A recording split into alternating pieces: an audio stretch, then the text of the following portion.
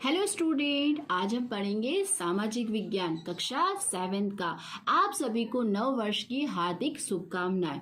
और इसी के साथ आज से हमारा चैप्टर सेकंड सेमेस्टर स्टार्ट होने वाला है, जिसका चैप्टर फर्स्ट, जिसका नाम है मध्य युगनी गुजरात। यानी कि मध्य युग में किस प्रकार से हमारे गुजरात था और गुजरात के अंदर कौन कौन से वंश रहा करते थे, कैसे उनकी जीवन शैली हुआ करती थी, इस बारे में इस अध्याय के अंदर हम पढ़ेंगे। एक कलाकार आज गाँव में रावण हत्या द्वारा गीत गाते हुए गांव में घूम रहा था। देखो बेटा, एक कहानी है, बहुत मजा आएगा आप लोगों को। एक कलाकार है, कलाकार जानते हो ना आप लोग, जो कला प्रदर्शित करते हैं उसे हम क्या कहते हैं? कलाकार। उसके हाथ में क्या है? रावण हत्या। आपने देखा, एक वाद्य यंत्र है, उसे लेकर पूरे गांव में क्या कर रहा है? घूम रहा है। और क्या कर रहा है? गीत गा रहा है। बच्चों की टोली उसके साथ घूम रही है। यह कलाकार बार बार एक गीत गाता है। उस गीत में बोल है, छेला जीरे पाटन रो पटोलो मेघालय आवजो। ऐसा क्या कर रहा है? वो गाना गा रहा है। कौन? कलाकार। नन्हे प्रतीक घर गए और उसकी दादी जी से कहते हैं कि पाटन के पटोले के बारे में क्या करते हैं? पूछते हैं। प्रतीक की दादी जी के पास ऐतिहासिक कहानियों का क्या था? खजाना था। और दादी उसे क्या बताती? ऐतिहासिक कहानी बताती। किसको? प्रतीक को। उन्होंने पटोले के विविध जानकारी देते हुए ऐतिहासिक नगर यानी कि अनहिलवाड़ा पाटन के बारे में बताया। जो ये अनहिलवाड़ा क्या है? ये अनहिलवाड़ा पाटन का नाम है। मध्य काल ईस्वी 746 से 1304 यानी कि लगभग 560 वर्ष तक गुजरात में चावड़ वंश, कौन कौन से वंश की यहाँ पे बात की बेटा? चावड़ वंश, सोलंकी वंश और वाघेला वंश के शासकों ने यहाँ पर क्या किया था? शासन किया था। कब? मध्यकाल में। कौन से काल में? मध्यकाल की बात की। उनके शासन के दरमियान राज्य की राजधानी यानी कि कौन सी राजधानी?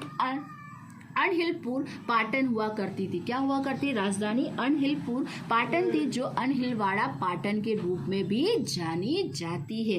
वर्तमान में पाटन के पश्चिम में स्थित अनावाड़ गांव यानी कि अनहिलवाड़ा का क्या है? एक अमभ्रंश नाम है। ग्रंथ के प्राप्त जानकारी के अनुसार पंचासर में चावड़ों का राज्य हुआ करता था। किसके द्वारा बेटा? ग्रंथों से प्राप्त जानकारी के अनुसार ये पता चलता है कि पंचासर में चावड़ों का क्या हुआ करता था?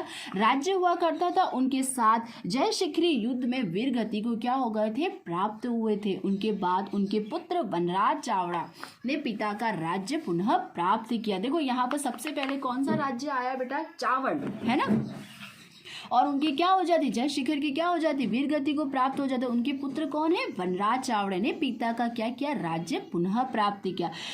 शत राज्य की जगह वनराज चावड़ा ने सरस्वती नदी के किनारे एक नया शहर बसाया और उस नए शहर का नाम क्या था? अनहिलवाड़ा पाटन के रूप में क्या किया जाता है? जाना जाता है। ऐसा कहा जाता है कि अपने पिता के राज्य को पुनः प्राप्त करने में मदद करने वाले उनके मित्र थे और उस मित्र का नाम क्या था? अनहिल के नाम से शहर का नाम ही क्या रखा गया है? अनहिलवाड़ा पाटन रखा गया है। तो आपसे प्रश्न पूछा जाता है कि अनहिलवाड़ा नाम क्यों रखा गया? तो आपको बताना है कि क्या कि जो वनराज चावड़ा थे उनके मित्र ने क्या किया था? उनकी मदद की थी और उनका नाम क्या था? अनहिल। इसी नाम से इसका नाम क्या रखा गया? अनहिलवाड़ा पाटन रखा गया। चावड़ वंश के शासकों ने लगभग 196 वर्ष तक गुजरात पर क्या किया था? शासन किया था। उनके बाद अब देखो बेटा, चावड़ा वंश के बाद दूसरा जो वंश आता है वो कौन सा वंश आता है? सोलंकी वंश। सोलंकी वंश गुजरात की राज्य सत्ता पर आए थे। ठीक है, आपको पता है ना, समय समय पर क्या होते हैं? वंश बदलते चले जाते हैं, है ना। युद्ध होते, युद्ध में जो जीतता है उसी का होता है शासन। सोलंकी वंश के शासन काल में गुजरात में खूब ऐश्वर्य था, बहुत मजे थे, बहुत सब कुछ अच्छा था। राजपूत युग में शक्तिशाली राज्य के रूप में सोलंकियों के अनहिलवाड़ा पाटन की गणना की जाती है। ऐसा माना जाता है कि सोलंकी वंश के समय बहुत क्या था? ठाट बाट हुआ करता था। इस वंश के शासकों में मूल राज जो थे वो कौन से थे? सोलंकी। भीमदेव, सिद्धराज जयसिंह या कुमारपाल जैसे महान राजा हुआ थे।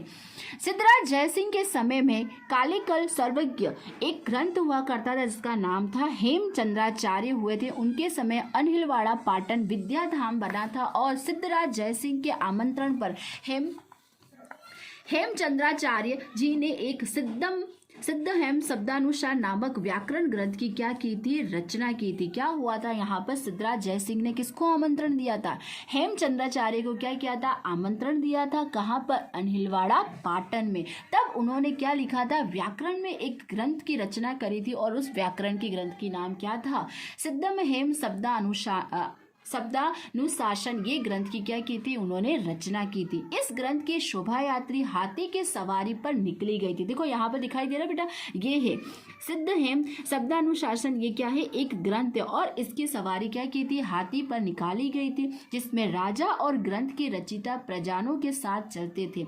यह पहला प्रसंग था जब किसी साहित्यिक ग्रंथ का इतना सम्मान हुआ था। इसका बहुत ज्यादा क्या हुआ था, सम्मान हुआ था। क्या हुआ था, हाथी से क्या की गई थी, हाथी पे बिठाकर इसकी क्या की गई थी, सवारी निकाली गई। कुमारपाल के शासन के समय गुजरात एक समृद्ध राज्य था। इस समय अनहिलवाड़ा पाटन में भी अहिंसा, लक्ष्मी और सरस्वती का त्रिवेणी संगम देखने को मिला था। सोलंकी वंश के शासन महान राज्य करता थे। इस वंश के एक ही नहीं, दो नहीं, बल्कि 6 शासक राज सिंहासन त्याग कर मुकुटधारी के कंठाधारी बने थे, अर्थात राजगद्दी छोड़कर वो क्या हो गए थे बेटा, सन्यासी हो गए थे। इसकी जानकारी कहाँ से मिलती है, पुस्तकालय से, यानी कि लाइब्रेरी से प्राप्त होती। अनहिलवाड़ा पाटन के राजा और विद्वान महान थे। क्या बोल रहे बेटा कि उस टाइम के जो राजा हुआ करते थे वो बहुत ही क्या हुआ करते थे, विद्वान थे। उसी प्रकार वहां की रानियां भी बहुत महान थी। रानी उदयमती ने प्रजा कल्याण के लिए सीढ़ीदार क्या किया था, कुएं का निर्माण किया था। और ये कुआं किस नाम से, रानी की बावड़ी के नाम से क्या है, प्रसिद्ध है। ये जो कुआं है बेटा 7 मंजिला से निर्मित ये कुआं कला है और स्थापत्य का अद्वितीय उदाहरण है। कुएं बनी पत्थर की कलात्मक मूर्तियां सोलंकी युग के वैभव का क्या करती है, परिचय देती है। राजमाता मीनल देव, यहाँ पर पहले कौन सी रानी की बात की बेटा, उदयमती ने क्या किया था, कुएं का निर्माण करवाया था और उस कुएं को किस नाम से, रानी की बावड़ी के नाम से क्या किया जाता है, जाना जाता। मतलब सोलंकी वंश के सिर्फ राजा ही नहीं, रानियां भी क्या थी, बहुत महान थी। अब नेक्स्ट जो हमारी राजमाता मीनल देव भी सदैव प्रजा के कल्याण के लिए तत्पर रहती थी। सिद्धराज जयसिंह की माता राजमाता मीनल देव ने भी राज्य की यात्रा बंद करवाई थी। क्या बोला बेटा कि राज्य से यात्रा क्या करवा दी थी, बंद करवाई थी। उनके कहने पर धोलका में मलाव तालाब यानी कि विरम गांव में मुनसर तालाब का निर्माण किया गया था। कौन से तालाब का निर्माण करवाया गया था, मुनसर तालाब का निर्माण, जो कि कहाँ पर आया है, विरम गांव के अंदर। सिद्धराज जयसिंह के शासनकाल के दरमियान पाटन में सहस्त्रलिंग तालाब का भी क्या हुआ था, निर्माण हुआ। तो हमने क्या देखा बेटा कि सोलंकी वंश के समय क्या हुआ, बहुत सारी नई नई चीजों का क्या हुआ था, निर्माण हुआ था। पहले के समय में सीढ़ीदार तालाब और कुएं का निर्माण किया जाता था, है ना। वर्तमान समय में हम क्या करते बेटा, बांध का निर्माण करवाया जाता है। पहले तो ये करवाया जाता, परंतु अभी ये नहीं करवाया जाता है। क्यों? क्योंकि पहले के समय जो पानी पीने योग्य पानी हुआ करता था, इसलिए सीढ़ीदार कुएं का क्या किया जाता था, निर्माण करवाया जाता। एक और वीरांगनी यहाँ पर हम बात करेंगे। एक वीरांगना रानी के इतिहास अनिलवाड़ा पाटन के साथ जुड़ा हुआ, जिसका नाम था राजा अजयपाल की मृत्यु के बाद राजा का कार्यभार उनकी रानी, जिनका नाम क्या था, नायकी देवी संभालती थी। ये आप एक दृश्य देख रहे हो बेटा, ये दृश्य किसका है, अजयपाल की मृत्यु, अजयपाल की पत्नी जिनका नाम क्या था, नायिका देवी, है ना, और संभालती थी। उस समय उनका पुत्र बहुत ही क्या था, छोटा था। उनके समय में सब्दादुन गोरे ने मरुस्थल पार कर गुजरात पर क्या कर दिया था, आक्रमण कर दिया था। उस वीरांगनी यानी कि कौन सी वीरांगना की यहाँ पर बात की गई, नायिका देवी ने गुजरात की सेना का नेतृत्व किया और सब्बादुन गोरी की सेना से क्या किया था, युद्ध किया था। क्यों? क्योंकि इनके राजा तो क्या हो गए थे बेटा, वीर गति को प्राप्त हो गए थे। और नायिका देवी ने क्या किया था, गुजरात पर आक्रमण करने वाले सब्दादुन की गोरी से क्या किया था, युद्ध किया था। सोलंकी वंश के बाद कौन सा वंश आता है, वाघेला वंश। तो हमने देखा ना बेटा कि समय समय पर क्या हो रहे, वंश परिवर्तित हो रहे। तो वाघेला वंश के शासकों ने गुजरात का शासन संभाला। वाघेला वंश के अंतिम जो शासक थे वो कौन थे, करण देव। वाघेला का अलाउद्दीन खिलजी की सेना से क्या होता है, पराजय होने पर अनिलवाड़ा पाटन से राजपूत शासन क्या हो जाता है, खत्म हो जाता है। देखो बेटा यहाँ पर आकर क्या होता है, ये जो वंश है कौन सा वंश, वाघेला वंश, इन्होंने क्या किया बेटा, पाटन के अंदर किससे, इनका क्या होता है, अलाउद्दीन खिलजी, इनका नाम सुना है ना आपने, इनसे क्या हो जाता है, युद्ध होता है। और युद्ध के दौरान क्या होता है, ये हार जाते हैं। कौन हार जाता है, वाघेला वंश। और वाघेला वंश, ये वंश कौन से बेटा, राजपूत। Very good. तो ये क्या हो जाता है, खत्म हो जाता है। उसके पश्चात कुछ समय तक अनिलवाड़ा पाटन गुजरात का नाम मात्र ही क्या रह जाती है, राजधानी रह जाती है। अहमद शाह ने सल्तनत में ईस्वी 1411 के आसपास अहमदाबाद शहर बसाया। जो आप अहमदाबाद शहर के अंदर आप रहते हो ना बच्चों, तो ये किसने बसाया था, अहमद शाह के ने सल्तनत काल में। कब, 1411 के अंदर। और उसके आसपास कौन सा शहर बसाया था, अहमदाबाद शहर। तब से पाटन गुजरात की क्या बन गई है, राजधानी न रहकर सूबागिरी यानी प्रांत का एक क्या बन गया है, केंद्र बना हुआ है। 15वीं और 16वीं सदी के अंत तक गुजरात में सुल्तानों का क्या रहा था, शासन रहा था। देखो बेटा 15वीं और 16वीं सदी के अंदर किसका राज्य रहा था, गुजरात पर सुल्तानों का, यानी कि मुगल वंश का। इस शासन के दरमियान अहमद शाह, महमूद बेगड़ा, मुजफ्फर द्वितीय जैसे उल्लेखनीय क्या हुआ करते थे, सुल्तान हुआ करते। सुल्तान का मतलब जैसे हमारे यहाँ पर क्या हुआ करते बेटा, राजा। उसी प्रकार से इनके जो मुख्य होते हैं उनको क्या कहा जाता है, सुल्तान। इन सारे सुल्तानों का क्या हुआ करता था, राज्य हुआ करता था। 17वीं सदी के प्रारंभ में गुजरात में मुगल शासन की क्या होती, शुरुआत हुई थी। उसके बाद गुजरात में अनेक नए नए क्या हुए थे, रजवाड़े अस्तित्व में आने लगे थे। अब हम बात करते हैं कि मध्यकाल के अंदर कैसे राज्य व्यवस्था हुआ करती थी। राज्य व्यवस्था मतलब समझ में आ रहा ना, किस तरह के वहां के राज्य के अंदर किस तरह की व्यवस्था थी, कैसे प्रजा के साथ व्यवहार किया जाता था, इन सारी बारे में बात करेंगे। सोलंकियों के राजतंत्र में राजा को सर्वोपरि क्या दिया जाता था, स्थान दिया जाता। सबसे मेन जो हुआ करता था वो कौन हुआ करता था, राजा।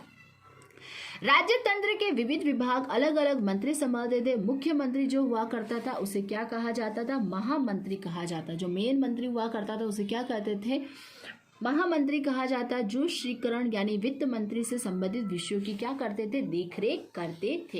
इस समय संचालन विभाग का सबसे बड़ा जो भाग हुआ करता था, जहां पर सारी बातों का संचालन किया जाता, उस बड़े भाग को क्या कहा जाता था, मंडल कहलाता था। राज्य की राजधानी का प्रदेश सरस्वती नदी पर स्थित होने से सरस्वती मंडल के नाम से जाना जाता है। हमने आगे पढ़ा था ना बेटा कि कौन सी नदी के पास था, सरस्वती नदी के किनारे पर क्या अनिलवाड़ा पाटन बसा हुआ है ना, तो उसे क्या किस नाम से जानते थे, सरस्वती मंडल के नाम से। मंडल का उप विभाग जो हुआ करता उसे क्या कहा जाता था, पथक कहा जाता था। ऐसे अनेक पथक थे जिसमें अनेक गांवों का क्या हुआ करता था, समावेश हुआ करता था। इस समय कच्छ मंडल, सौराष्ट्र मंडल, खेटक मंडल, लाट मंडल, मेदपाट मंडल जैसे अनेक मंडल वहां पर हुआ करते थे। अब हम बात करते हैं कि बेटा मध्यकाल के अंदर कौन कौन सी स्थापत्य कला और संस्कृति की बात करेंगे, कौन कौन सी वहां पर हुआ करती थी। गुजरात में सोलंकी शासन के समय सामान्य रूप से शैव धर्म के अनुयायी हुआ करते थे। कौन से धर्म के बेटा, शैव यानी कि यहाँ पर शिव की आराधना करने वाले जो होते हैं उन्हें हम क्या कहते हैं, शैव धर्म के अनुयायी। सोलंकी काल में गुजरात में किसका निर्माण हुआ था बेटा, सोमनाथ की तरह जैसे अनेक पाटों से धर्म के प्रख्यात केंद्र थे, वैसे द्वारका वैष्णव धर्म का प्रसिद्ध धाम माना जाता था। और मध्य युग में राज्य में बौद्ध धर्म का भी बहुत कम प्रभाव हुआ था, जबकि जैन धर्म का प्रभाव ज्यादा मिला था। परिणाम समूह उस समय के दरमियान अनेक महान और भव्य क्या हुआ करते थे बेटा, देरासरों का क्या हुआ था, निर्माण हुआ था। किसकी बात कर रहे हैं हम, सोलंकी शासन काल में। उस समय स्थापत्य, शिल्प और चित्रकाल में लगभग अच्छी क्या हुई थी, प्रगति हुई थी। इस समय के स्थापत्य में राजधानी मंदिरों की शैली का भी प्रभाव दिखाई देता। 11वीं सदी के आसपास, अभी कौन सी सदी चल रही है बच्चों, 21वीं, वेरी गुड। 11वीं सदी से निर्मित मोढेरा का सूर्य मंदिर, आबू में विमलवस्ती मंदिर, 12वीं सदी के अंदर निर्मित रुद्र महल, सोमनाथ का मंदिर, जीर्णोद्धार 13वीं सदी में बने दिलवाड़ा, देरासर आदि बहुत सारे कलाकृति जो है वो भारत के अंदर क्या थे, इन स्थापत्य का महत्वपूर्ण क्या रहा था, स्थान रहा था। मतलब उस टाइम में जो जो चीज़ों का निर्माण करवाया गया था बेटा, वो उन चीज़ों का क्या बहुत ही स्थापत्य जो हुआ करते बहुत ही महत्वपूर्ण थे। गुजरात के मंदिर स्थापत्य स्थापत्य के साथ अन्य स्थापत्य भी जैसे कुंड, किला, दरवाजा, बंदरवार का भी समावेश होता है। कृति स्तंभ, ये कृति स्तंभ जो है वो कहाँ पर है? वडनगर के अंदर। देखो यहाँ पर आपको दृश्य भी दे रखा बेटा, ये आपको दिखाई दे रहा है, ये वडनगर के अंदर एक स्तंभ बना हुआ, इसका नाम क्या है? कृति स्तंभ। साहित्य सर्जन में इस समय हस्तलिखित पंथ अधिकांश तांड कौन से पत्र पर लिखा जाता था? ताड़ पत्र पर क्या किया जाता था? लिखा जाता था। 2 या 3 फुट लंबे, 2 या 3 इंच क्या हुआ करते थे? चौड़े वाले ताड़ पत्र पर चारों तरफ क्या किया जाता था? हंसिया खींचकर मर्यादित संख्या में लेखन या चित्र खींचा जाता था। इसके सिवा सोलंकी काल में जैन धर्म में काफी साहित्य सर्जन हुआ दिखाई देता है, जैसे कि द्वादशीय ग्रंथ के रूप में। तो हमने क्या देखा बेटा, यहाँ पर बहुत सारे नए नए क्या हुआ? स्थापत्य का निर्माण हुआ। उसमें सबसे ज्यादा जो हुआ वो कौन से धर्म का हुआ है? जैन धर्म, क्योंकि बहुत सारे देरासर क्या हुआ का निर्माण हुआ है। संतलन काल में जब अहमदाबाद सत्ता का केंद्र बना तब कई पुस्तक जो हुआ करती थी कौन सी भाषा में लिखी जाती थी? फारसी भाषा में लिखी गई थी। जबकि इस समय गुजराती भाषा के कुछ साहित्यकार सर्जन दिखाई पड़ते हैं। गुजरात में सल्तनत काल व मुगल काल में अनेक प्रसिद्ध मस्जिदों का भी क्या हुआ था? निर्माण हुआ था। इसी तरह इसी समय निर्मित सरखेज का रोजा, अहमदाबाद, सिद्दी सैयद की जाली आदि क्या थे? प्रसिद्ध है। मतलब इस समय क्या कहते हैं, मुगल के काल में अनेक ऐसी चीजों का क्या करवाया गया था? निर्माण करवाया गया था। इस प्रकार गुजरात में लगभग 560 वर्ष तक राजपूत वंश ने क्या किया था बेटा? शासन यानी कि शासक किया था। और उसके बाद किसका आ गया था? सल्तनत या मुगल काल ने कुछ सुल्तान और सूबेदारों ने भी क्या किया था? शासन किया था। उनके शासनकाल की झांकियां कला, साहित्य और साहित्य द्वारा क्या की जा सकती है? देखी जा सकती। तो यहाँ पर हमने क्या पढ़ा बेटा? मध्य युग के समय किस प्रकार के गुजरात के अंदर राज्य व्यवस्था हुआ करती थी, कैसे क्या हुआ करता था, इस बारे में हमने इस अध्याय के माध्यम से समझा। Okay student, thank you.